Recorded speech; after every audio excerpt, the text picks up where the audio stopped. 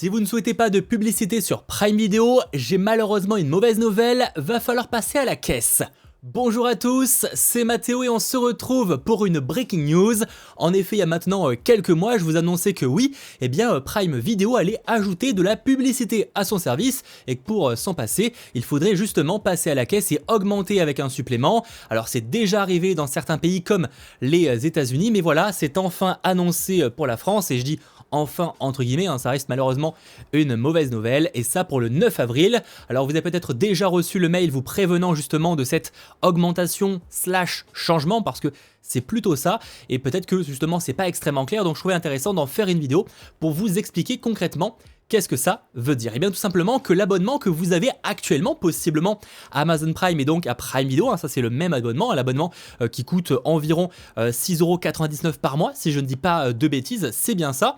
Et bien cet abonnement là, ou à 70 € par an, et c'est valable également pour ceux qui ont l'offre un peu moins chère pour les étudiants, et bien cette offre-là en soi va rester, c'est-à-dire que si vous êtes abonné, ça ne change pas. En revanche, cette offre-là va avoir de la publicité. Donc si vous êtes abonné à ce prix-là, vous aurez dès le 9 avril de la publicité et on parle de environ 3 à 4 minutes de publicité par heure de programme. Donc ça peut être au début, ça peut être pendant évidemment si vous regardez un film ou autre. Donc clairement voilà, c'est quelque chose qui peut être assez problématique et dérangeant pour certains. Alors malheureusement ou heureusement, je n'ai pas encore eu l'occasion de voir ce que ça vaut justement la publicité sur Prime Video, si vraiment c'est très dérangeant. Je sais que certains sont notamment abonnés du côté de la concurrence aux offres payantes avec pub de Disney+ ou encore de Netflix. Donc n'hésitez pas à manifester en commentaire justement vos retours. Certains me diront que franchement on n'est pas sur les 3 à 4 minutes de pub, ça apparemment c'est plutôt du côté des États-Unis, mais évidemment ça risque sur le long terme d'arriver également en France.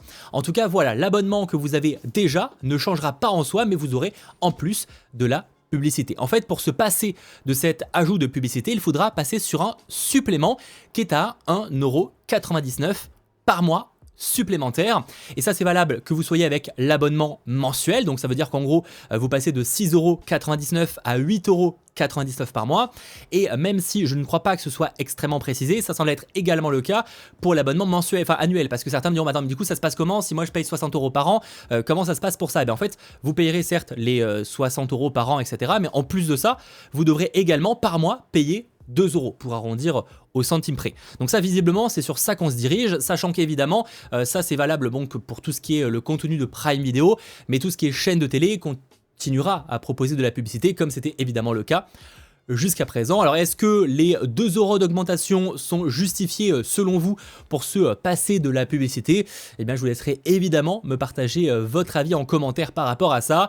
Alors effectivement pendant très longtemps Prime Video était le service de streaming le moins cher, pendant très longtemps on était quasiment à 5 balles par mois. Là on est passé à 7 € dernièrement, maintenant on passe carrément à 9 € si on veut justement se passer de la publicité.